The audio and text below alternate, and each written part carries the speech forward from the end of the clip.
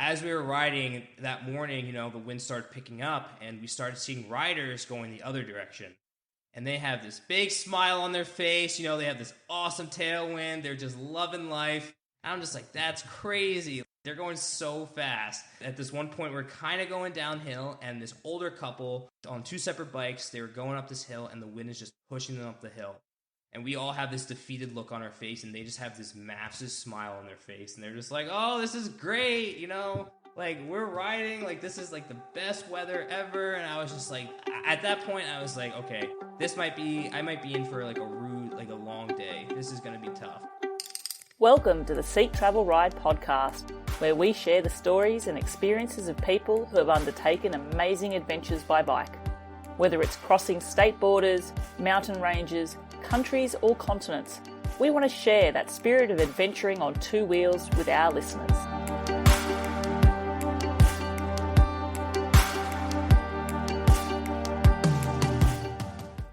Hello, I'm your host Bella Malloy, and I'm very excited to introduce my guest for today's Seek Travel Ride podcast, Ali Dastagirzada. In 2022, Ali bought a bike, quit his job as a civil engineer, and went on an adventure. He would end up cycling from Virginia to Oregon in the US, crossing 10 states, over 6,800 kilometers on the TransAmerica Bike Trail. Now, an adventure so big I'm sure will have left Ali with a bucket load of stories and experiences, so I'm looking forward to talking through these with him today. Ali, welcome to the show. Hey, Belle, thanks for having me. Happy to be here. I am super excited because, as I said, you can't cross a country so vast and big as the US with such vastly different landscapes as you go through so many different wild and beautiful scenery there on a trip so big without so much adventure being thrown into the mix. And I always love it when I get to drill down and speak with a guest who's undertaken something like this and actually get into the details of this type of story. But Ali, I always like to start my podcast asking my guests the same question, and that is, do you remember the very first bike you ever rode? I think I do. I don't remember the type of bike it was. All I remember is that I believe it was like a dark purple bike, and the only memory I really have of the bike is at night I was riding it down the street at our old house where we used to live at growing up, and I was standing up on the pedals and I fell and I hit my chin on the front handlebars and then I busted open my chin, and I had to get like stitches at like 3-4 years old, and it was like the most traumatic experience of my life at the time. So that's like the only memory I remember of like my first bike. So not very pleasant, but yeah. No. And an injury like that resonates with me for a quirky reason. I also busted open my chin and had to get stitches and everything at around the same age. Although I didn't have an exciting story of falling off a bike. I actually just slipped in the bathtub. But I wonder, do you have any recollection then of, did you have a fear build up of getting back on the bike after something like that? I don't think so. Just because it's such a traumatic injury. Yeah, not that I remember. Growing up, I rode my bike a lot with my friends, so I don't think it hindered my experience too much. Very good. And so then, someone who takes a trip across America on a bike, I feel that, and maybe I'm right or wrong about this, but I feel that there's a part of you that possibly yearns for a bit of the outdoors or gets revitalized by being in the outdoors. Was the outdoors much of a feature in your childhood? Growing up, yeah, for sure. Went camping a lot with my family. I have a pretty big family, so, every summer we'd go to Niagara Falls and go camping around there. Go to upstate New York. There are some great spots around the southeastern Pennsylvania area, so definitely try to take advantage of like the outdoors. And then growing up with my friends in general, most of the time we would get home from school and we would all be outside playing a sport, hanging out in the woods, building forts in the nearby woods. So yeah, I think most of my time growing up was spent outside. It's a perfect way to spend your childhood if you are someone who's biased like me. And then I guess, Ali, I mentioned there in the introduction, you quit your job to go on this bicycle tour. And am I right to think that this TransAmerica Bike Trail, was this the first bicycle tour or bicycle trip you'd actually ever taken? Yeah, it was the first bicycle trip I've ever taken. I was considering other routes, something maybe shorter, but, I decided if I'm going to do this, I'm going to go big or go home. So, yeah, first time doing it. Was kind of crazy, but I made it, and it was probably the best thing I've ever done. And why this trip then? Okay, I can understand the idea of I'm going to go on a bike trip and so I want it to be big. But going back a step even, what sparked the idea of pressing pause on your life, pressing pause on your career, quitting your job, and actually going on a bike trip in the first place? Yeah, so I had a friend from high school. His name is Jimmy, who I'm still in touch with today. And he did something similar, I want to say about 7 or 8 years ago. He was in college at the time, and he wanted to switch things up, and he needed to take some time off, and he decided to ride his bike from Oregon to Virginia. So he did the reverse route. And, you know, when I first saw it, when he was first posting on social media, I was like, that's kind of crazy. Like, I didn't know you could do something like that. And he's a very good photographer, and he took amazing pictures throughout his trip and just gave detailed, like, descriptions of his entire trip throughout. And, you know, I saw it, and I was like, wow, like, I would love to do something like that someday. And from that moment on, you know, it had always been stuck in my head about, like, doing a trip like that, maybe a bike trip. Maybe just like doing some type of solo travel. And then, yeah, as the pandemic came in 2020 and I was considering some things, and, you know, the idea was still in my mind, and I would still talk to people about it, like, oh, this would be cool, you know, just an idea in my head. But then around last year on New Year's, you know, I was in this rut, and I found this blog of this one lady who had done it maybe about 20 years ago. And I was reading her story, doing it from Virginia to Oregon, and how much she struggled through it and how tough it was. But, you know, she described it as one of the best things she's ever done as well. And reading her story and how she did it and how she persevered really, like, motivated me to, like, be like, okay, if I'm ever going to do something like this, I think the time is to do it now, or I might not ever do something like this, or it might have to wait till I'm older, and who knows if I'll ever have the chance later down the road. So it was sort of like it came at an intersection and at a point in your life where things just clicked, and it felt like the natural time to say, I don't want to have that what if in my mind. I'm going to grab life by both my hands and let's pedal this bike and go. And actually, when I say let's pedal this bike, you didn't actually have a bike specifically for this trip when you'd made the decision, am I correct? You actually needed to buy yourself a bike that would be capable of doing a trip like this. Yeah, exactly. So I usually get around the city. I live in Philadelphia, and getting around the city, I typically ride a fixed gear. Super lightweight, super fun. And I had actually done a 40-mile trip maybe like a year before on that bike. Pretty difficult, but it was good. And yeah, so as I was figuring out what I needed, I realized I needed a touring-specific bike. And last year, trying to find a model that I wanted was pretty difficult. And there was just like a low supply of these bikes. And eventually, you know, I found one probably about an hour and a half south of here in Baltimore, Maryland. And I was away at the time. I was on a snowboarding trip in Colorado. And I was like, this is the bike I need. If I'm going to do this trip, I need to get this bike. So I called the shop, and I was like, hey, I'm not home, but I'm going to be home this weekend. Can you hold the bike for me? And the guy was like, look, I won't put it in inventory yet, but I'll hold it for you. If you don't come by Sunday, then I'm going to have to put it on the floor. And I was like, all right, sounds good. And so I came back, and I was hanging out at home in my apartment, and I was thinking, I was like, you know, am I actually going to do this? Like, if I'm going to do this, I need this bike. Like, this is the bike I need. It was a Trek 520, and it was one of the handful of bikes I was looking at. And, you know, I decided, I was like, you know what, let me just go down. I'm not doing anything today. Let me check it out. So I drove down, saw the bike, rode it for a bit, and I was like, you know what, I'm just going to buy it, and if I'm going to do this, I got to do it now. So bought it, and then that was kind of the start of, like, me planning the trip. That is the beginning of the real commitment, because it's one thing to sort of have it in your mind and think, oh, it should be done now.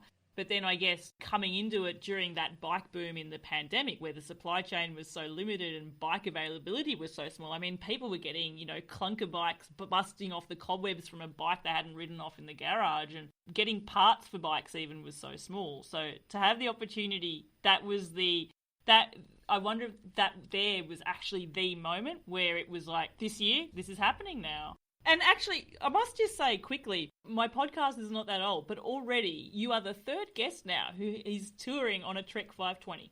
So there must be something there. I have to thank Reddit for that. A lot of suggestions were Trek 520, so... Okay, so you've got yourself your bike, you have the big idea, and I'm guessing, is that the point then when you resigned from your job? No, so this was, when I got the bike, it was March, and I slowly started getting the gear, the panniers, the the tent, I had everything from like backpacking, and I was still doing research, like what would I exactly need. Still have my job, so I still had to pay for all this, So I was like, okay, let me make sure I really want to do this. And then it was right around the end of April, beginning of May. I told my family, I was like, I'm considering this. I think I'm going to do this.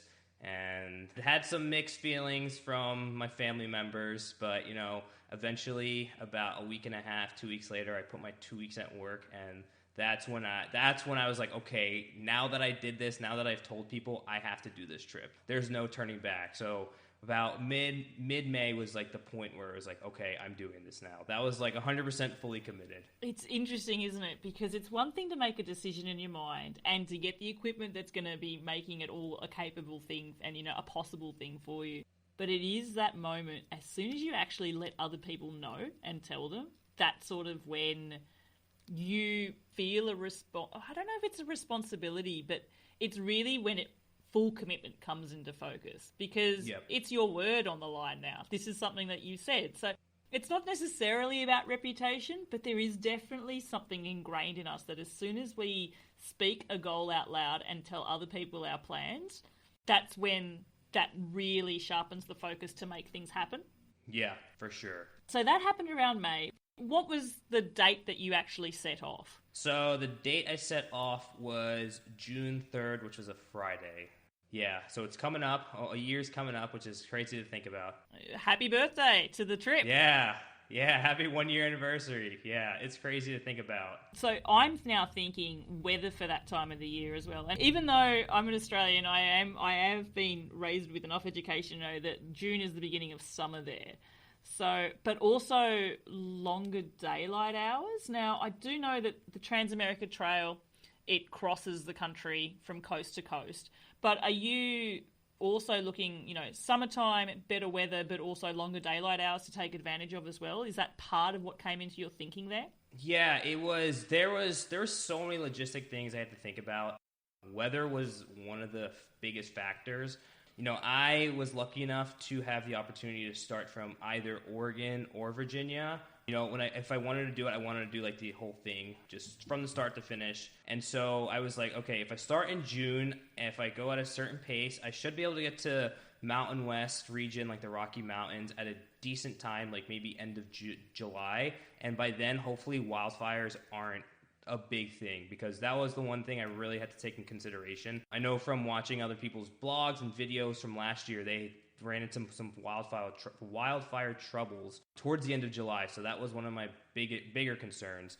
But yeah, figuring out the weather was one of the harshest things too, because the Midwest weather can be very unfriendly to everyone in terms of storms, hail, tornado, etc. So weather in the United States is kind of crazy to think about, and it's just very changing as you go through the country. It actually really highlights to you, and experiencing it on a bicycle tour as well really puts it front of mind of just actually how vast and big that country is. It's actually pretty similar to the size of Australia as well, and I grow up with this sense that I come from a big country, but it is one of those things, and we don't have anywhere near the population of the US, obviously, in Australia.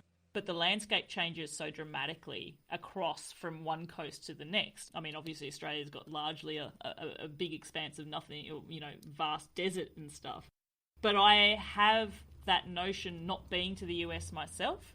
My notion of the US is that the Midwest is the area, I grew up with, if we saw the Midwest on the news in Australia, it was generally because there was a twist or a tornado or something like that, some sort of extreme weather event. Yeah. That very fair, very fair. Yeah, Midwest weather is kind of crazy, but I'll be honest, on my trip, I got very lucky with the weather. I would say, I think there were only 2 days where it rained the entire time, or not the entire time, but just like the entire trip, it rained for 2 days and not even for a full day. And there were some nights where it did thunderstorm out in the Rocky Mountains at higher elevation, but overall, I couldn't have asked for better weather. Yeah, and were there any wildfires that you came across during your travels as well? Did you have to deal with any of the stuff from that at all, or it wasn't an issue at all? So with wildfires, nothing directly impacted me. But there was one day in Montana where the wildfire smoke was pretty bad, and you could see it in the sky. And I think the wildfire was probably about 102 miles southwest of where we were staying. We thought we might have to change routes so we would avoid the wildfire smoke and to avoid like bad air quality. But luckily the next day the air quality was good, so we decided to just stay on the route and keep following the path that we were going to follow to the next town. So nothing too bad. So got pretty lucky with that. I think where we were, and in terms of time, we were making good time, avoiding most of the wildfires for that year. I'm just thinking here, I know we were talking about weather in general, but Montana is fairly over towards the west coast now. And we have skipped so much of this trip, so we need to rewind and actually, I'd like to actually take you back then to, I guess, well, actually, just for the benefit of our listeners. So the TransAmerica Bike Trail, as I said, it's coast to coast. For those in the metric system, 6,800 kilometers. For yourself there, I think it's about 4,200 miles? 4,200, yeah. Yeah, and quite a lot of elevation too, right? Yeah, 200,000 feet of elevation gain, so total, yeah. Yeah, so I'm doing a rough sum in my head, but if it's 200,000 feet, if I divide that by, that's about 70,000 meters of climbing. Yeah, it's a lot. It's a lot of climbing. That's 70 kilometers straight up in the air. That is crazy. Yeah. Mm-hmm.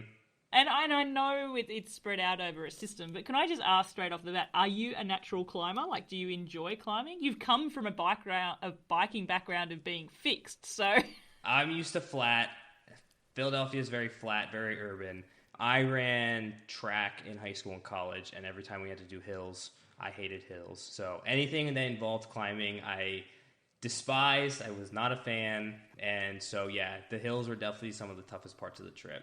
And the highest point on that trail, like, because does that come over in the Rocky Mountains? Is that when you're heading? Yeah, highest point was Hoosier Pass. I believe it was 11,300 feet. Yeah, above sea level. Mm-hmm. Yeah, it was way up there, so... So I have to say, actually, my knowledge of the TransAmerica Bike Trail actually comes from being an avid dot watcher in sort of the ultra cycling world. And I think I should actually go back in my memory and make sure this is correct, but I'm pretty sure the year was 2016. As an Australian, I was following the purple dot, which was Sarah Hammond, and she was an Aussie in this race. And she was doing phenomenally well. And she came unstuck actually on those days. Then it was probably 3 or 4 days into the ride where she started hitting the really high elevation and altitude started coming into it a bit. Did that come into play with yourself there?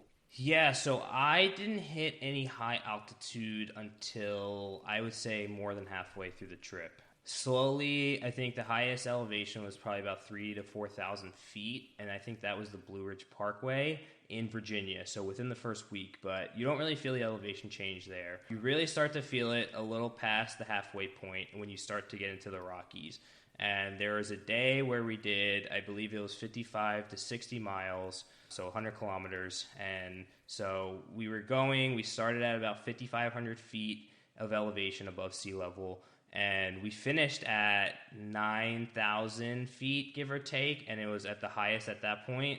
It was the day before Hoosier Pass, but it was about 6,000 feet of elevation gain over 50 to 60 miles. So that was probably one of the harder days. Yeah, that is intense. For sure. Not a lot of services. I had to carry extra water because the only place that had water, there was a shop or like a stop, but it was closed on Sundays, and so I couldn't get water there. And I made sure to see if there was anything available. So I didn't run out of water. I had just enough water, but I went through my water pretty quickly. I was just concerned. Everyone I talked to was just make sure you're hydrated. You'll be okay. Like, you're about 30, 40 days in. They'll just take it slow, and you should be able to get through it. So I did just that. It was tough, but we made it. For those that are in the metric system, when you're talking there, 50 or 60 miles, so it's roughly around 100 kilometres. And the amount of feet you were talking about there, I think, is potentially, around 3,000 metres of climbing, if I got that wrong. Between 2,000 and 3,000 metres of climbing. That's a really climby day. So I live in the Pyrenees here in France. I can't go too far without going up some sort of steep terrain. But even on my general rides, I know I've done a decent ride if, I can do 100 kilometres and have 1,000 metres of climbing. So, 60 miles and 3,000 feet of climbing. Now, obviously, I can do a lot of climbing in a lot less kilometres, but if I have, and especially that sort of 2,000 to 3,000 metre, I've taken mountains on, and it's a very different style of riding. It's not that you've just sort of generally picked up that elevation gain gradually along the ride. Like, you've generally had to go up and down a huge mountain. It takes such a toll because it's a different riding style. And coming from flat Philly on a fixed gear, yeah, wow. Very different, yeah. You definitely knew that this was coming. And Ali, something you chose to take the route from the East Coast to the West Coast. Would you say the majority of people do it in the other way around and they end their ride in Virginia? Yeah, so I think what I was reading on, I did a lot of my research on Reddit, so what I was reading is a lot of people have the theory on the winds, and the prevailing winds are going from west to east. So people will say it's easier because, the wind's blowing with you, especially when you get to the flatlands of like the Midwest, like of Kansas. And so, a lot of people do west to east. But I decided, east, I was like, let me start east. I'm on the East Coast. I'll finish on the west. From some people I talked to, like, the winds really don't make a difference. You're going to hit a headwind. You're going to hit a tailwind. Most likely it'll be a crosswind, though. So the biggest thing was getting my legs underneath me and just dealing with the difficult stuff first. It sounds like, oh, well, you're in the Rockies, you're climbing a lot, there's a lot of mountains there. But Appalachia, East Coast Appalachia I will say, is 10 times harder than the Rockies. The steepness, the quick climbs, but it's very steep, and it's just a consistent climb back and forth. It is exhausting. Whereas if you go out west, everything is newer. They have to build it with a more gradual grade, so you'll have 3 to 7% climbs, whereas East Coast, you'll have climbs from like 8 to 12%, sometimes going to 20%. And while the climbs are shorter, it's just like, it is the longest like mile climb of your life. I feel like that is the US equivalent of comparing the Pyrenees to the Alps. Okay. Because the Alps, and I'm not saying that there are not rugged wild climbs in the Alps, of course there are, but in the main, a lot of these climbs do have a steady gradient. And a lot of it's got to do with the transport infrastructure and the cities that are near them and the amount of traffic that's going on those roads. They've been built for that. Whereas here in the Pyrenees, it is a little bit more rural, it is a bit more rustic. The roads are definitely narrower and they're steeper. Yes. And they are leg breakers. What gearing did you have for this? And actually, you know what? It doesn't really matter because I often find the gearing that you have on a cycle tour, there are always situations where you wish you had an easier gear. Is that the case for you? Yeah, I think my gearing was pretty good. I had 3 rings in the front, 9 or 10 in the back. I don't remember exactly the number of teeth, but especially for the first 2 to 3 weeks, I was in the lowest gear for most of the ride, just spinning. I was like, go slow, take it easy. Don't kill yourself up this hill. Just spin, spin, spin. Keep on moving. As long as you're moving, doesn't matter how fast you're going. So that was my mentality. Stay with us. We'll be right back. Hi everyone, it's me, Bella from the show. I just wanted to let you know about something exciting. I have recently just created a new Facebook group named Seek Travel Ride, where if you are a fan of the show, you can join and we can actually bring this community more to life. It's a place where you can learn more about our guests, see more photos, chat about episodes in more detail, and maybe even pose some questions as well. It's also a place where you can share your own bicycle adventure journeys, whether you've got a photo or a blog or some videos that you want to share. Come online, say hi, join the Facebook group, and let's enjoy this community that we have built. We have a global audience here. People are listening from all around the world, and I think we can only thrive and get an even greater sense of wanderlust by sharing our experiences with each other and connecting. So get onto Facebook. I've provided a link in the show notes, and you can join that community as well. Thank you. Now back to the show. Yeah, and you know what? That's exactly the right mentality to be taking. It's like forward progress, but enjoy what you're doing as well in the moment. Like, I feel when you were talking there at the start, you knew that this wasn't going to be an easy trip. And perhaps it wouldn't be as appealing if it was an easy trip. You know, you said go big or go home. So you're putting yourself into the hard basket from the start. What was it like actually setting off on day one? Oh, so the night before I went down to my aunt's house, hung out with my cousins there. It's a little closer to Virginia, so I went down with my mom. We hung out there. I was very nervous. I don't think I slept a lot. And, woke up the next morning at like 5 a.m., drove down to Yorktown, Virginia, which is the official start of the TransAmerica Bike Trail. And, got there around 10:30, ate some food on the way. And I was very nervous. I was very anxious. I was very excited.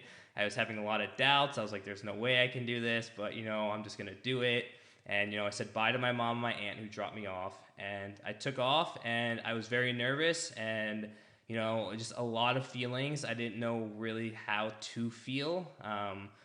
In my mind, I was like, I tried to convince myself, like, leading up. I was like, this is going to be easy. How hard is it to just ride your bike? That was what I was telling myself. But, like, deep down internally, I was like, this is going to be so hard. And I really hope I can do this. And I don't know if I can do this, but I'm going to try my best, and we'll see. And going back to your other point, when you start telling people that you're doing this, I think that also was really hard. Because it's like, I quit my job. I'm giving up a paycheck to do this. And a lot of people are watching me on social media like, oh, he's doing this. I don't want to be the person that quits. I don't want to look like a fool. So there was a lot going on, especially that first day. I was very overwhelmed, very nervous, very anxious. So just a lot of feelings and a lot of emotions. Did that anxiety stick with you for the whole of the day, or did you find that once you actually started that physical act of pedaling and actually getting this thought in your mind and putting it into action and having, literal forward momentum and starting on the trail, did you find that the anxiety sort of just went and quietened off in the background, or did you have to wrestle with that anxiety for the first little portion of your trip? I'll be honest, I definitely had to wrestle with it for the first portion of it, especially that first day. I tell people, my first day was probably one of the worst days I had the entire trip. It was very tough, I didn't get as far as I wanted to, just had a lot of emotions, I was already homesick. So it was a lot. So the anxiety was just, I tried to eat, I was like, I need to put calories in my body, and I struggled with that. I found myself just like rushing and just like, can I put this down, and forcing food down. So it was a lot, and it was a lot to deal with. I'll be honest about that. And I don't think people see that side of the bike touring, You just see the good photos, like, oh, this looks so beautiful, but they don't see, like, the other side of it, like what you're dealing with mentally and internally. Yeah, some people talk about the struggle, but often it's not. And I think also, and I certainly know through my own tours, you're right, you rarely take a photo when things aren't going well. Mm-hmm. And if I think of my tours, actually, I can think of a photo I've taken where things haven't gone well. It was a horrible selfie of me and my husband both going, what the actual are we doing? Like, why are we doing this sort of moment? And it's interesting because recently I interviewed a couple, Arev and Matthias. They quit their jobs to cycle to the other side of the world, leaving from Germany, and they had their first part of the trip was a real struggle for them as well. They were leaving, late autumn, they had cold and wet weather, but they were also struggling with the idea of, it was clear speaking with them, leaving the security of their lives in Germany to then also tour as a couple, and they had a lot of struggles in the early part as well. And that's an instance where I can think where people talk about the struggles. But often, you're right, Ali, it is. People go on these tours, wow, you did this amazing feat. Look at those amazing places you've been to. And don't get me wrong, you have. But there are struggles, and it is a roller coaster sometimes. And I guess having to, something so new and so foreign to you, building fitness for climbs, for example, making your way, living in a tent from day to day, even things like that, they're new things to get used to all at once. So I can appreciate it would have been hard. Yeah, it was a lot. Yeah, all at once, I'm learning, like, setting up my tent, like, what works, what food works for my body, what makes me feel good, how fast should I be going, understanding the gearing of my bike. And so there was a lot of factors and a lot of variables to take into account all at once, and I think it was very overwhelming for sure. Do you feel, having that experience now, would you have changed part of your preparation or even your mindset before setting off? You talked there a few times about, how slow you were going or the distance or the mileage you were doing each day. Before you set off, had you had a rough idea of how long you wanted to spend riding the trail? And was it a case that on that first day or 2 or 3 or week, you felt like you weren't meeting your own expectations? Yeah, people would ask me, how long do you think it's going to take? And I was like, I had no idea. I was like, I've seen people do this in 50 days. I've seen people do it in 110. I was like, it could be anywhere, So in my mind, I was like, I think 3 months is a good goal, I didn't want to be like stuck by that 3 months, I didn't have anything like to be home for or anything. So I was like, 3 months, 90 days. I was like, do the math. So ride your bike 40 to 45 miles per day for 90 days and you should be able to reach your goal. I was like, that seems pretty straightforward. You have 8 hours to ride those 45 miles. This is what I was telling myself in my head. I was like, oh, easy. Oh, perfect. Great. Piece of cake. Yeah, piece of cake. Headwinds don't live in your head. Yeah, exactly. Yeah, if everything goes right, nothing, just a tailwind, great, perfect.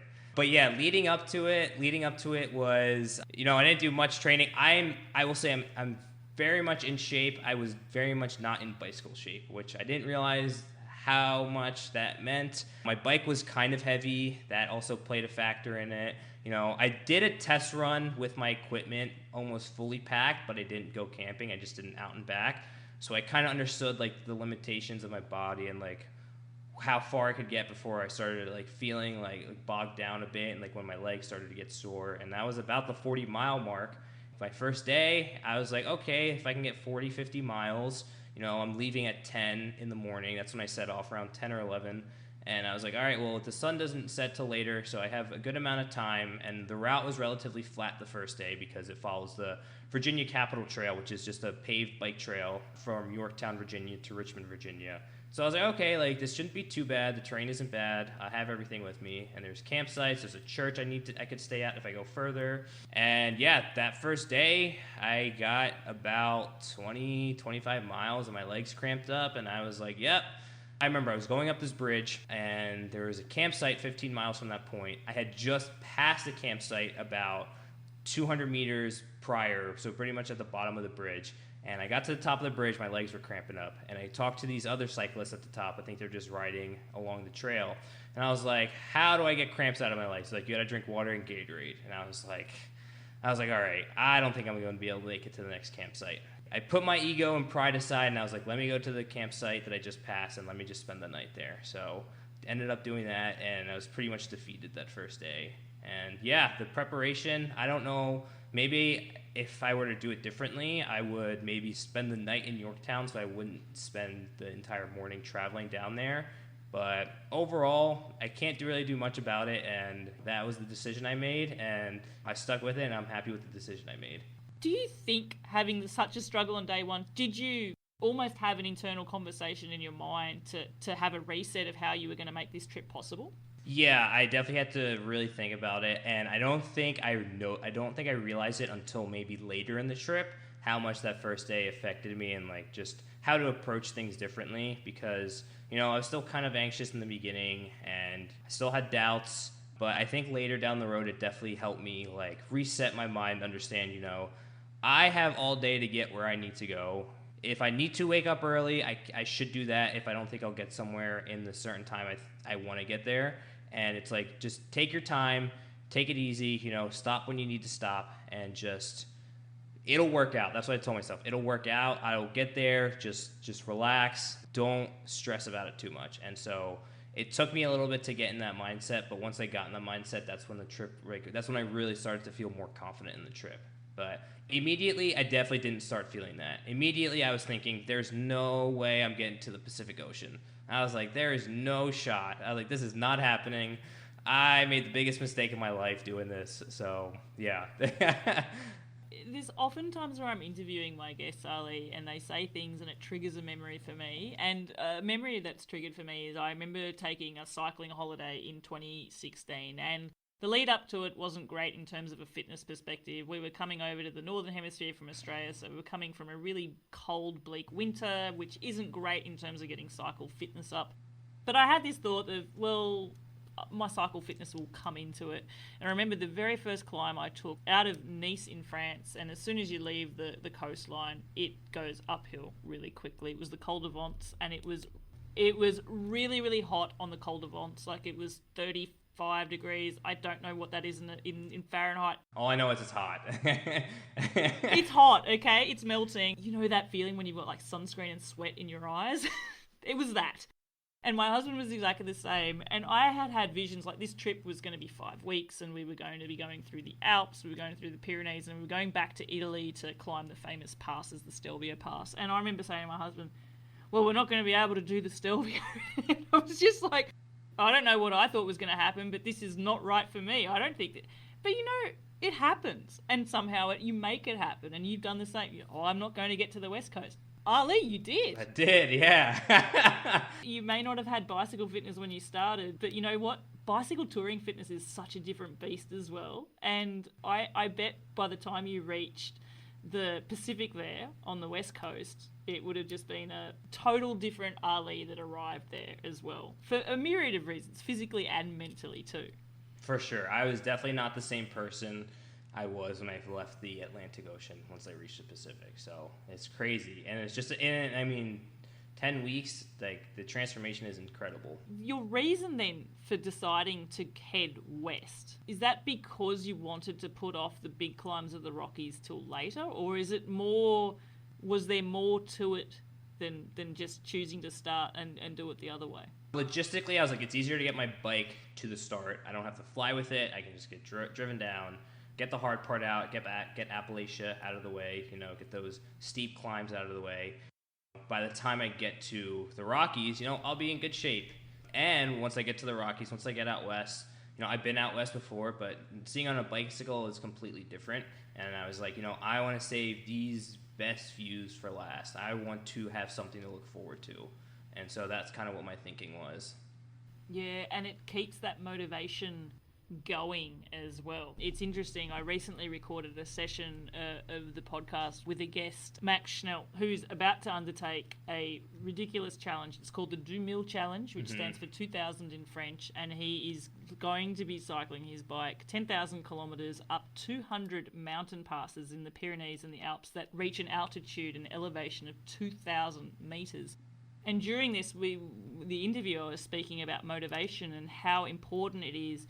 And he also said to know that you have set yourself a goal that will keep you motivated from start to finish. He knew that he has to set the challenge up in a way that he would have that carrot or that motivation to keep him doing something. Because he knew that physically he knows what it's like to do this. But if you don't have a motivation, then your thirst for doing things day in, day out lessens. And I feel you set yourself up for success then, having things to look forward to on the West Coast. You mentioned things like, you were looking forward to experiencing stuff on a bike. What were some of those places then that you had in mind that you couldn't wait to arrive there under pedal power?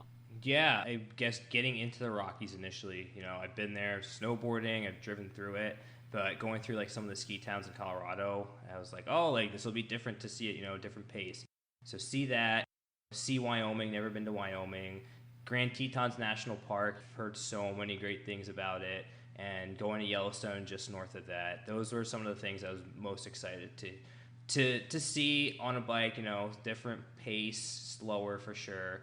And just get to experience that a little bit more on a bike. Because obviously you're arriving to these places on your bike and you were camping. I think you did a mix of camping as well as, occasionally some warm showers and some hostels and stuff as well, right? Yeah, I did camping. More of the camping was done out west once I got to the Rockies. Stayed in hotels, hostels, churches, fire departments, warm showers, hosts. So a mixture of everything.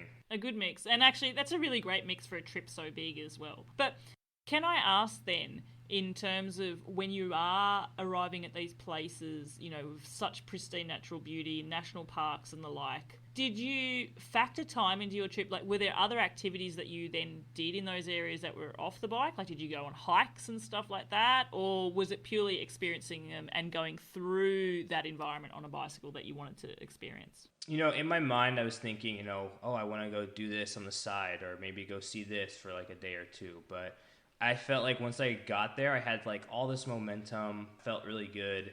I was like, I'm just going to keep on cycling. I am enjoying my time on the bike. It is great seeing these places, but I'm just going to keep on doing what I'm doing, and this is what's working for me. And, this is my tour. I can do it how I want to do it, and this is how I want to do it. So I did take about 2 or 3 days off in Colorado once I did pass Hoosier Pass, and I stayed in the ski town of Breckenridge for a couple days, reset my body. I was like, okay, I'm about a little bit more halfway through, so reset my body. But other than that, yeah, like once I got to like some of these vast landscapes, I was like, all right, like this, I'm here, I got here, got to enjoy it for a bit, but I'm just going to keep on going and doing what I'm enjoying. And that was riding my bike and going to the next place. I guess, we're talking about places you were looking forward to and experiencing.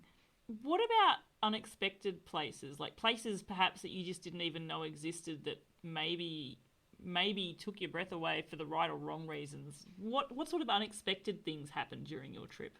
Once you get to Appalachia, Eastern Kentucky, I had read stories, had seen people's travels through there on the bike, on the Trans Am, and I couldn't believe it. It was so, and it's really bad, but it was just so poor, and the people there just like, I don't know, there's just a lot of hoarders, and there's these dogs chasing you. I don't know if they were strays or what, but I was like, this is a whole nother world that I'm just not expecting. And that's when the weather really started turning too. That's when it really got humid and hot, and it was just a mixture of things, and the climbs were really hard, so I really did not enjoy that part. And it's a lot of Appalachia and Eastern Kentucky are these old coal towns where there was this big coal boom, and that was in like the 60s and 70s and 80s. I don't know exactly, but yeah, there's just nothing there because there's not as much coal like infrastructure, just not as much like coal production being done there. There were still coal trucks like driving past you, and it was just like you could smell it, but like very unpleasant. Wouldn't go back. And I know a lot of people I've talked to have complained about that part of the trail and about just not avoiding it, but just like people like being cautious about it. And on the maps, they tell you, so Adventure Cycling Association you can buy maps from them, and they have 12 different sections throughout the Trans Am, and they'll say on the maps that go through Eastern Kentucky, like there are a lot of coal trucks, there are a lot of dogs that'll chase you, and all this stuff. So like they're aware of it too. So it blew my mind how that part of the United States was, because I've never experienced anything like that, even coming from an urban area like Philadelphia. So that, for the bad, that was one of the unpleasant ones. But in Wyoming, there is this town. The name is Jeffrey City, and I think it has a population of like 6 people. And I have never felt so just away from civilization. There is just a whole vast of nothing.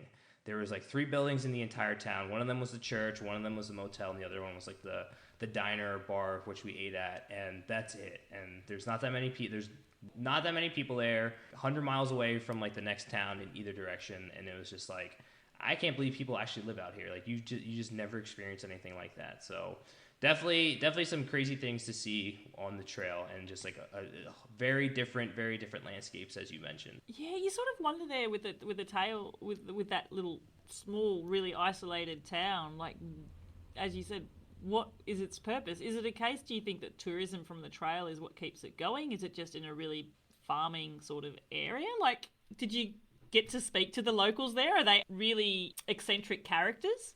Yeah, the lady that runs the bar, I believe with her husband, she also runs the motel too. And she said she got baptized at the church. So the church there is the hiker biker church for cyclists on the Trans Am and the Continental Divide Trail, but also hikers that are doing the Continental Divide Trail. And so like those are the 3 buildings. She said she's got baptized there, she got married there, and there isn't much there. I don't know. And I believe that's like one of the only major roads that take you from, I guess, Colorado and Wyoming to the national parks, because you just follow that road until you get there. So it might just be like a blanket and you'll miss a town. But yeah, there is not a lot, if anything at all there, which is mind-blowing. And the services in between towns either, between that town and the next town in either direction, there's only like a service area with water or a gas station with overpriced gas and food. So It's kind of crazy to think about. I'm just thinking there, overpriced gas station food. Can you think of a time where you had what we would call a typical pavement picnic, where you've got gas station food sat outside the front and just hoed down? Like, was there... Oh, yeah. Most of the mornings where I didn't want to make instant oatmeal, we would just go to a gas station, just hang out front, eat whatever we wanted to eat from the gas station, and then just ride on for the day. Random question, when you walk into one of these gas stations, is there something food-wise particularly that you're looking for straight off, or does this depend how you feel day to day? For the most part, it depends on how I feel in the part of the day. So if I was finished a ride or finishing a ride, I would always get a chocolate milk, always get a Sprite, Snickers bar, and then if I'm feeling anything else, maybe I'll grab a Cliff Bar or some type of like energy bar. But those are like my go-tos, like as soon as I finish riding for the day. Breakfast, I would look for like a Pop-Tart or like a muffin, some fruit. Peach in a cup was my go-to fruit all the time. I was like, okay, let me get some fruit in me, and so that would be the one. I think that's mostly what I would look for. I would try to stay away, at least during the riding portions for the day. I would try to stay away from some junk food, but most of the time I'd grab like trail mix or almonds. I know almonds are like good for you and very salty and have a lot of magnesium, so try to grab some of that. So just stuff that would help fuel my body. And it's practical too. People prepare their meals and nutrition in different ways, but there is a practical element too. When you're talking about services being so remote, sometimes it really is, what does this service station have for me to buy? I have to ask, personally, I have like, do you have any personal break in case of disaster food that you would always keep on your bike? If things are an emergency, I know that I have this food here tucked away in a pannier or something like that I can have. I would always just find small random bags of trail mix in my bag. Like I would buy it and I would just forget about it, and it would just be in the depths of my panniers. Always had Cliff Bars, so just smaller things like that. At the end of the trip, when I started cleaning out, I was like, oh, I forgot I had this, because it was just like in one of these pockets I forgot about, or like it was in my handlebar bag, which at the very bottom of like underneath all my tools, there was just like some trail mix bag that I just completely forgot about. This so resonates with me. Actually, I still have... obviously, I'm in France, and I don't know if you've been to this part of Europe before, but if you have, what you will discover is that they really, really love their hazelnut chocolate spreads, specifically Nutella, but not just Nutella. You go to a French supermarket, and I swear there's like 10 or 15 different variations of the stuff. And so my break in case of emergency was like a really small, tiny little pot of Nutella, and that stayed in my front feed bag for my tour when we went down from the very top of France right down to the bottom. I'd forgotten it was actually there by the end of the trip. I still have that jar now. Feel like it's going to last forever because, let's face it, it's probably basically just sugar. But it's my memento now. This is my break-in case, and I didn't need to break it. That's good. Sort of a sense of pride. That's good. Good to hear. I also think like an emergency Snickers bar. That's always a good sort of backup too. Yeah, the thing is I couldn't carry chocolate with me because it would be so warm on some days, and it was just, even with the panniers, I just like... It's a melted mess. The sun is just beating down on my bike and bag at me, so needed to be careful with that. There's nothing worse actually when you're talking with trail mix, and when you've got trail mix that's got like little bits of chocolate in them, put your hand in and like... It's a mess. Great concept, but not practical. Should have ate it when I had the chance. Yeah, exactly. Now, in terms of other people, TransAmerica Bike Trail, it's one of the main sort of routes through America. So I'm guessing it's quite popular as well. So did you meet a lot of other cycle tourists during your trip? Yeah, so that was one of the main reasons why I chose this trip, because I was like, I know I'm going to meet people.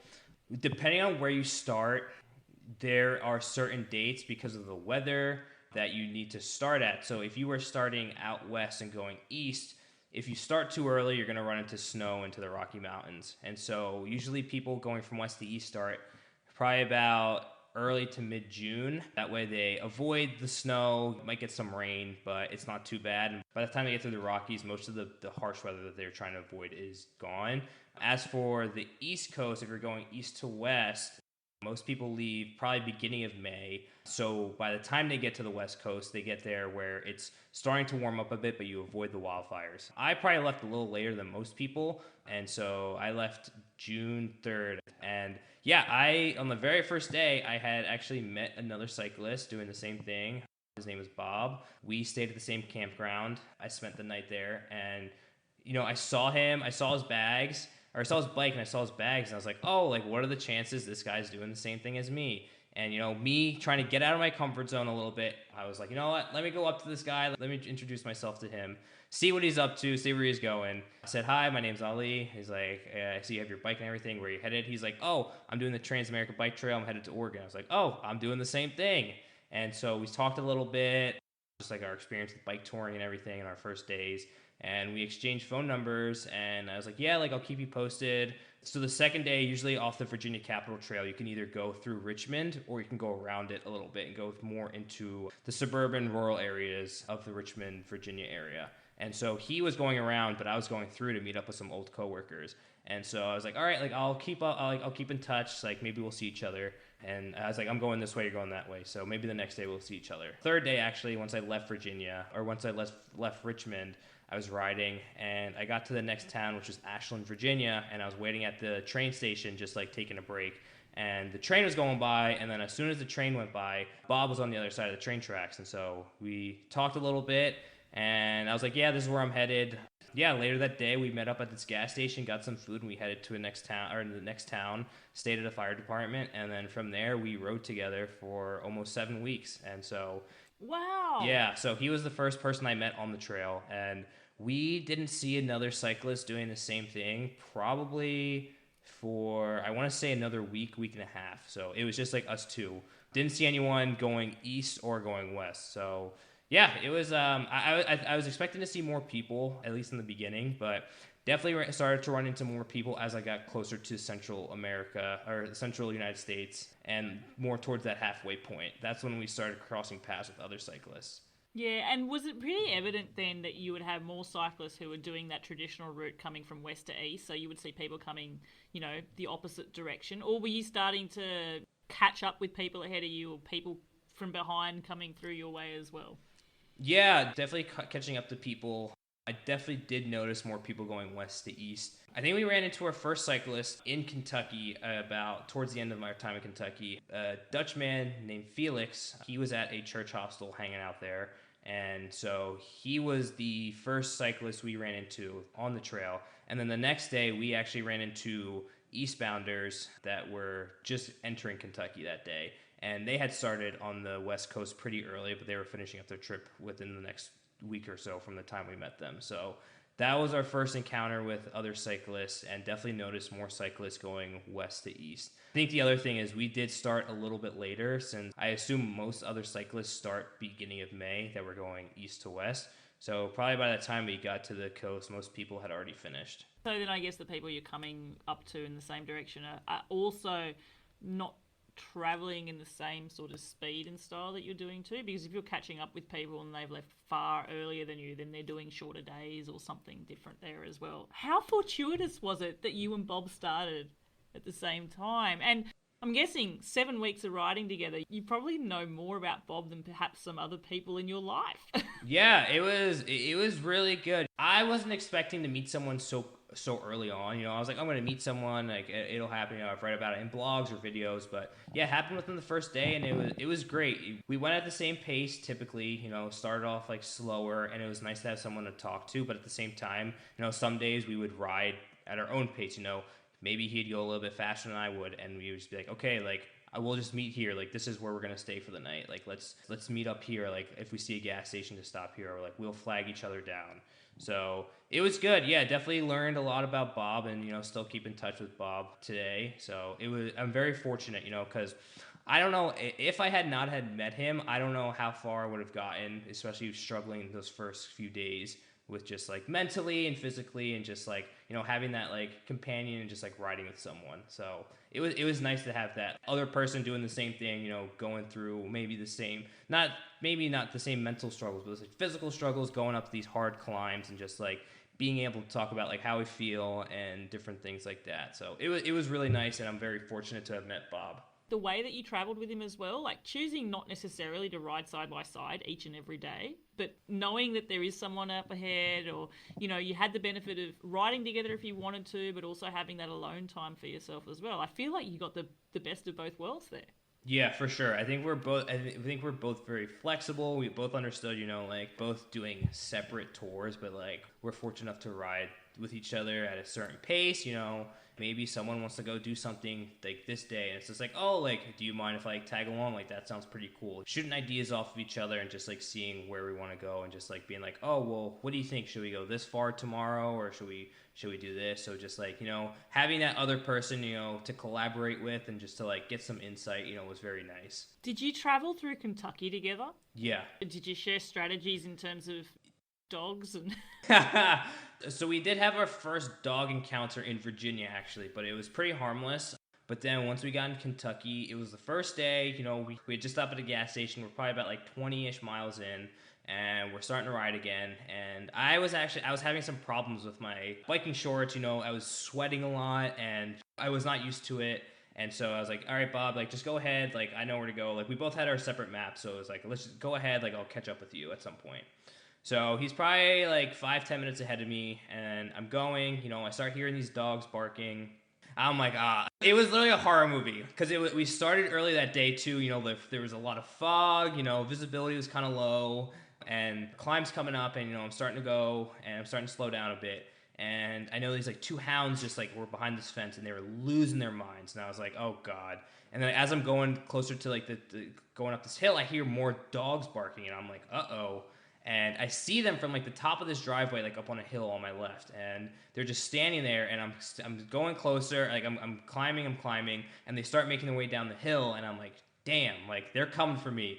And then I look up the hill, and I see Bob, and he's off his bike, and he has his stick, and the dogs come down. He's like, just like he's scaring them away with the stick, and he's like, just go, like I'll catch up to you. He like holds them off, and then he starts going, and he had this stick from a branch, and he carried that with him all through. I forget where he got rid of it. It might have been Wyoming, but he had it with him from Kentucky until Wyoming just in case. It was like a part of him now. So he would like usually go ahead and like just scout it out because he had the stick. We didn't have pepper spray. We thought air horn might not work, so that was like our plan. Just use the stick and kind of scare them away. Through my interviews and people going through certain parts of the world, dogs are definitely a thing. And it's interesting because and it's not like someone's pet dog here. They're not trying to kill you with kindness and trying to jump and lick you to death by any measure. If you've ever ridden your bike and been chased by like a farm dog or something, or stray dogs, it's generally pretty scary. Terrifying. And people seem to have different strategies as well. And I wonder, some people I've been told the best strategy is to be firm with them, show them who's boss. Other people I've seen, it's like, don't make eye contact with the dog. Stop, make them known that you're not trying to hurt them, be kind to them, give them food. Other people, it's, throw a rock near them. Yep. Yeah, I mean, my instinct whenever I've seen a dog is to sprint. I have been told a squirt with some water from your water bottle actually is really effective as well. I don't know if you have heard that or have tried that. I think I heard it. I never think of it when it's happening, though. No, I'm the same way. I was just sprint. Just go. I'm not stopping. I'm not looking back. I need to make sure I avoid these cars too. It was crazy. It was terrifying. And I heard stories, and one of the people that hosted us last year actually texted me a couple days ago, just checking in, see how I was doing. And he told me he had his first visitor for the year. And the next day, he was biking to the next town, and he got attacked by a few dogs, and he had to cut his trip short because he had to get like 15 stitches. And I was like, that's crazy. Like, it's absolutely bonkers. And when I tell people the stories, like, yeah, like I got chased by dogs in Kentucky. They're like, what do you mean you got chased by dogs? I'm like, these dogs would just come out of nowhere and just start barking at you and growling at you and just chasing you. And some of them are doing it for the chase, but a lot of the ones that we encountered they like meant business, like territorial. Yes, very territorial. So it the is like hounds of hell. Yes, those images and those sounds will always like stay with me forever, and it is not a good feeling. You generally get a vibe from the tail. If the tail's not wagging, it's bad. The dogs is one thing. Something I've got here. It's just one line. 12 hours of brutal headwinds towards the Tetons. I need to hear about this story. Yeah. I realise we've just gone through the demoralising dogs, but headwinds on a bicycle tour and 12 hours of them? Yes. Fill in the gaps for me here, Ali. What happened? Most of the winds I encountered in Kansas were crosswinds. Some headwinds, when we saw it was going to be windy, we woke up really early, avoided the winds, avoided the heat. Cool. So I never really had to experience that in Kansas, which is some of the hardest riding because of those two variables. In Wyoming, I would always look at the one app I used was Windy, and it would tell you the wind direction, how fast, gusts, like time of day, how the winds are going to be. So I was like kind of psyching myself out because I was like, these winds are coming up on this upcoming week. Like, am I going to be able to bike through it? And I was like, what? I got to do it. Like, I got to sack up. Like, I have to ride through here. So I'm just going to do it. And the one day it was from Lander, Wyoming to Du Bois, Wyoming. And we didn't get started late. It was like 8:30. It was a group of 5 or 6 of us. It was me, Bob, Arnis, who we had met in Wyoming, Edward and Nils, who were a Dutch father-son duo who were riding together. They'd be used to the wind, being Dutch. Sorry, just putting it out there. That's a normal day for them. Yeah, exactly. Yeah, so riding with us 5, just like, okay, like, here's where we're going to go. This is where we're going to stay. Like, we'll just meet there. And, the morning started off fine. The first couple hours were good. Wind wasn't too bad. And we're riding, and probably about 20 miles in, the terrain started opening up a bit more, and you really hear the wind howling. You're just pedaling. And for me, I was like, this sucks. Yeah, I'm just going to take it easy. It's fine.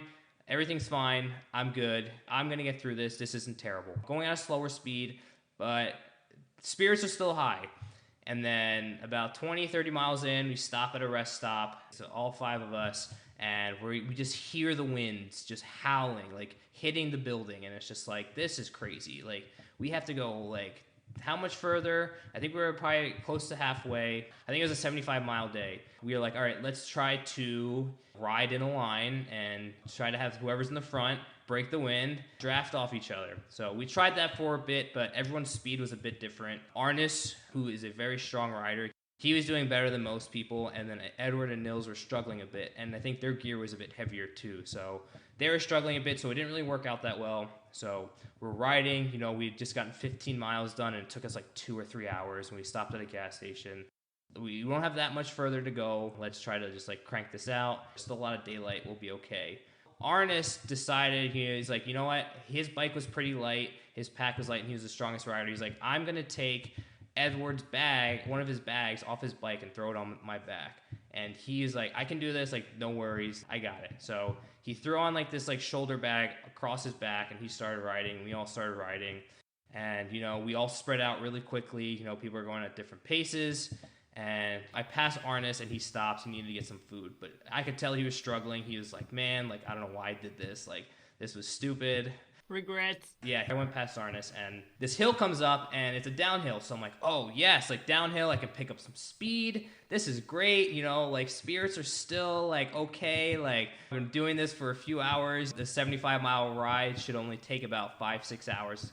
And at this point, we're about 6-7 hours into the ride. And I was like, all right, like, let's just go downhill. And then I go up the top of the hill, and I'm going down, and I'm just not going anywhere. And I was like, this is crazy. Put it in the lowest gear, and I'm spinning, and I'm still going 6-7 miles an hour. And I'm going downhill, and I was like, this is absolutely insane. And that was my breaking point.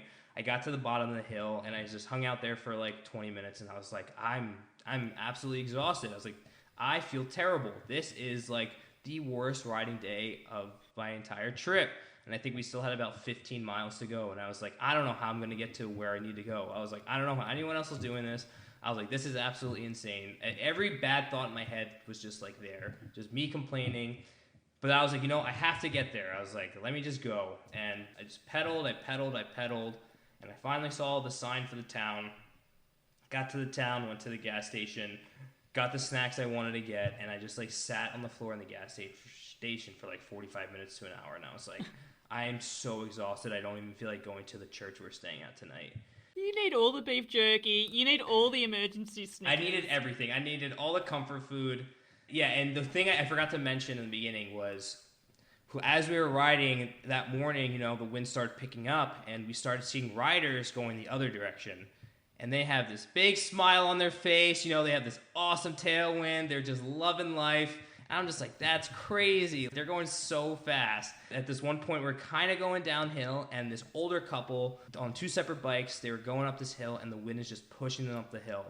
And we all have this defeated look on our face, and they just have this massive smile on their face, and they're just like, oh, this is great, you know, like, we're riding, like, this is like the best weather ever. And I was just like, at that point, I was like, okay, I might be in for like a long day. This is gonna be tough. Just thinking about situations where that's happened to me, or actually it's rare. How rare is it that we have tailwinds? But when I've had the tailwind and someone's coming the other way, I must admit, I always think, oh, that poor person. Like, Yep. Sucks to be them. Yep.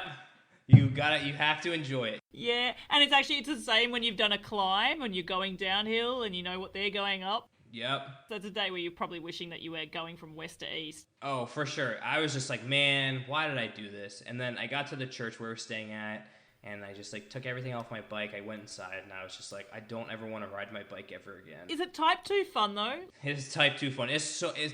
Looking back on it, it's so funny. It's hilarious, you know? Just like it's the story you remember, right? Yes. Talking with the people I was riding with, I was like, yo, you remember that day? And they're like, dude. Like, I still talk to Arnis about it. He was just like, man, that was the worst day on the entire trip. He's like, I was crying.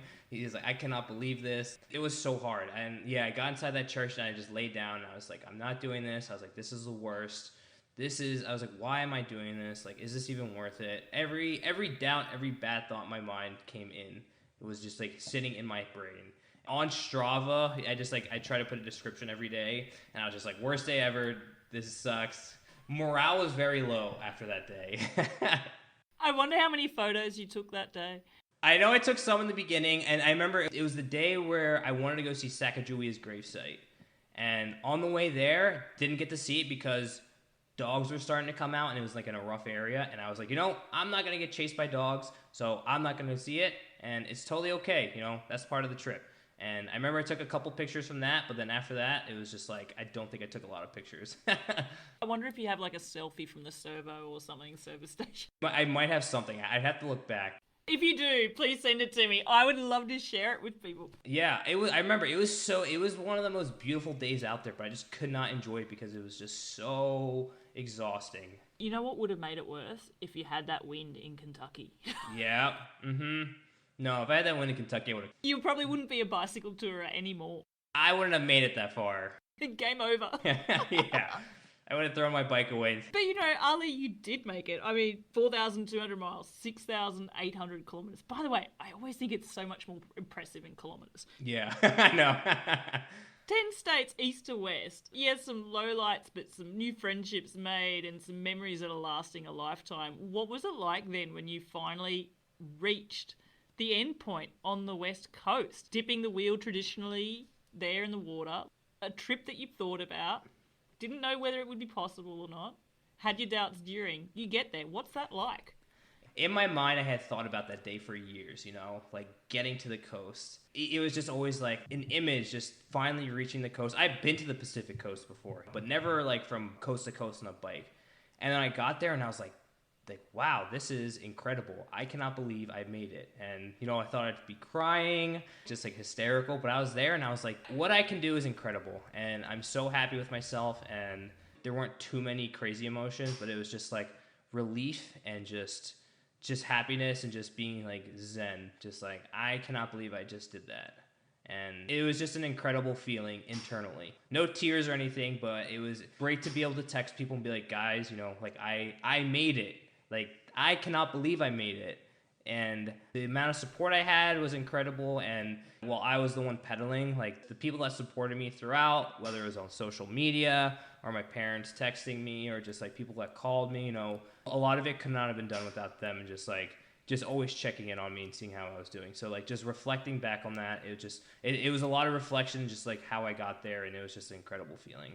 I imagine there's a sense that with something so big, when an ending happens, it is such an achievement, it takes a while to sink in as well. For sure. And like even now, you know, I tell people, it's like, I cannot believe I did that. It still doesn't feel real that I did that. So many things that happen, and it's just like, yeah, it has sunk in for sure, but still in my mind, I'm like, dang, like I really did that. That's sort of a trip.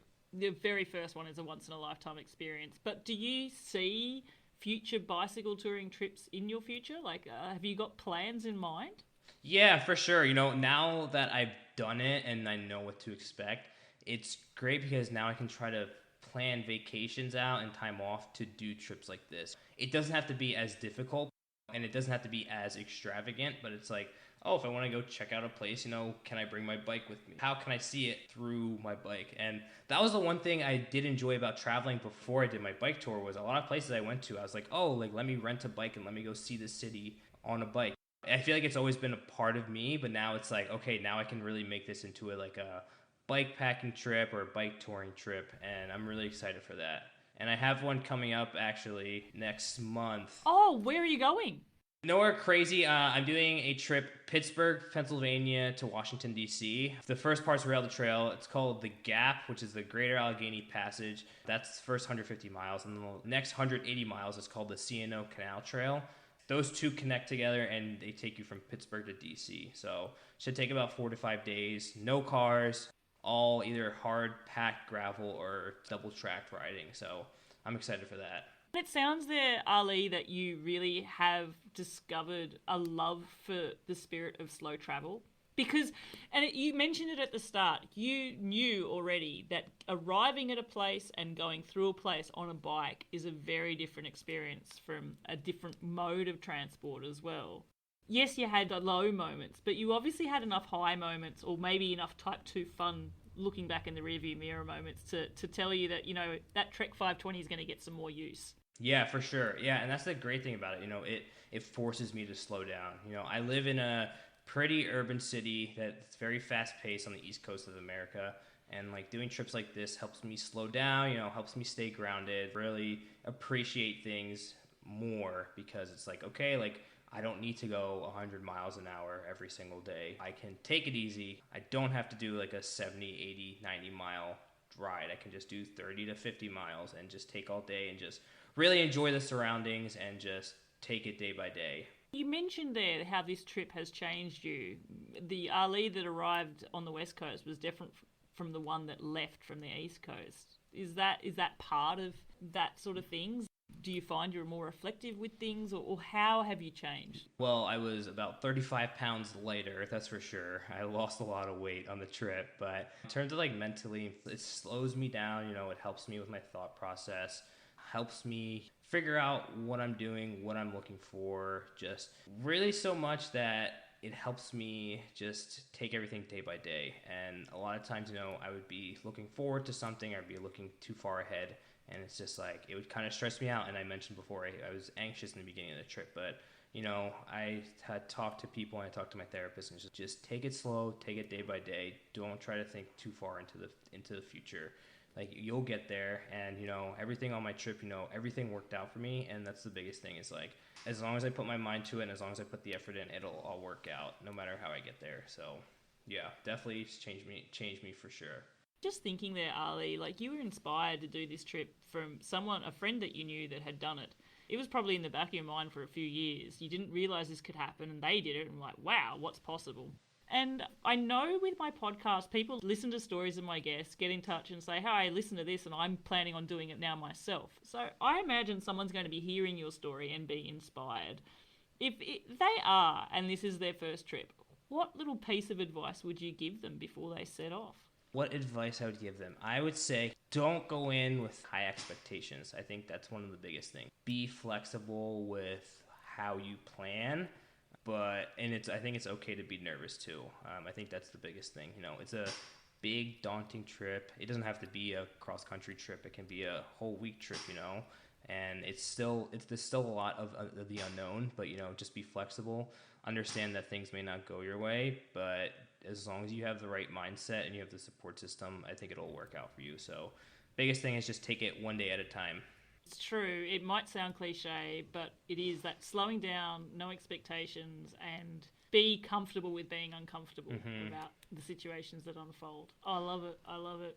So, Ali, you have actually written a blog about this trip as well. You have a website. If people want to read up about it, how can they find you online? How can they find out more about this trip? Yeah, so you can follow me on my Instagram. My handle is ALIDASTA, all one word. In there, you'll see the link to my blog. I think it's just alidasta.wordpress.com. I'm actually still working on finishing it up. I'm updating it slowly. Once I got to like Wyoming and the Rockies, I started losing service, and I really wanted to enjoy the trip more and not be on my phone playing catch up on the blog posts. So I push that off for as long as I can, and so every day I'm trying to make a new post or just like catching up on like what I did for that day. So luckily I have a pretty good memory of like what happened for each day. The only thing I don't have is like some names of the people I met, so that's probably the only thing I'm omitting. But you can find me on my Instagram there. My blog is in there as well. And then also, if you want, you can follow me on Strava as well, which I believe is just my first name and my last name on there too. And all my like rides are on there. I will definitely provide links to all of those avenues in our show notes as well. And actually, I'm just thinking what you were saying there with, catching up on your blogs. There's two things that come to mind for me. One is it's awesome that you're able to take time now to reflect on the experience and to write about that now, because that's going to trigger back those memories and stuff. But also, you talk about having such a great memory for it because you actively took the decision at the time to be immersed in your experience and to be present in your experience, as opposed to worrying about, having to write it all down. You chose to be, I want to be in this trip. You chose this trip to experience things and you did it. So that's awesome, Ali. I love that, Ali. I love it. Thank you so much. Okay. I always finish my podcast asking my guests the same two questions. I have an inkling I know the answer to the first one, but maybe I will be surprised. If you have to choose between riding your bike up a constant climb or into a constant headwind, which one are you going to choose? 10 out of 10 times I'm doing the climb. As hard as some of those climbs are, I'm throwing it in the lowest gear, whatever, spinning. I'll spin for the entire day because eventually, I'll probably get to a downhill, so I cannot do headwinds. It's just like an invisible enemy just out there, just making sure you don't get where you're trying to get to. So always taking the climb. I know personally as a cyclist, because I live in an area that has climbs and winds, and actually it's interesting because typically the way that it works out is there's always a headwind coming back down the mountain into the valleys as you descend, so you never actually get that beautiful free ride all the way downhill. And I'm still mentally trying to get into that mental mindset that the wind is not bad, it's okay, but it beats me down still, so I totally resonate with that. And I was interested because I knew that you weren't a climber starting out, and you did go up some quite substantial climbs, of whether or not they were brutal to you in other ways and have imprinted in you. But I think that 12-hour slog into the Tetons, yeah, there's a psychological scar there. Yes, exactly. I learned on climbs. It's a therapy session in itself. Yeah, that is, for sure. I had a lot of thoughts going through my head there. So yeah, definitely climbing. And Ali, my final question, if you were to be given the option of cycling 4 hours on your own or 4 hours with other people, which one would you want to choose? I was thinking about this the other day, actually. I think I would do 4 hours with someone else or with other people in general. I enjoy the company, I enjoy the companionship, and I enjoy experiencing these trips with other people. And so, I think solo travel, I think that's something I'm definitely being more comfortable with. And I think that was one of the main reasons why I wanted to do this trip. I didn't want to wait for someone else to do this. I was like, I want to do this. I want to do this on my own terms. But from riding with other people, I've definitely have enjoyed it much more than, nothing wrong with riding by myself, but definitely have enjoyed it much more than riding by myself. So fantastic. I love your responses. Ali, I have just enjoyed immensely this interview with you. It has been an absolute pleasure to talk about your trip. And notwithstanding, I feel there's so much I could have gotten into that we probably skipped right over. But the stories that you shared have resonated with me, and I'm sure will bring joy to our listeners as well. Thank you so much for allowing me the opportunity to talk to you and to share your story. And I wish you, constant tailwinds in your next awesome bicycle tour. Thank you. Yeah, I really appreciate it. And thank you so much for having me. I've been really enjoying everyone you've been interviewing with. So it's an honor to be on the show and be a guest. Thank you. Thank you so much. I really enjoyed my chat with Ali there, talking about his experience riding the TransAmerica Bike Trail. And I especially love that he took inspiration from a friend many years ago who had ridden the trail themselves and thought to himself, hey, I'd like to experience the country by bicycle as well. Ali, thank you for the chat, and I wish you well on all of your future bicycle touring adventures. Now, if you have your own adventure on a bike that you'd like to have featured on the show, be sure to reach out to me, send an email, podcast@seektravelride.com, and get in touch to find out how you too can be a guest and be interviewed for your own episode. If you're enjoying the show, be sure to follow it in your podcast player, and if you'd like to go that extra step and leave a rating and review, I'd really appreciate it. Until the next episode, my name's Bella Malloy. Thanks for listening.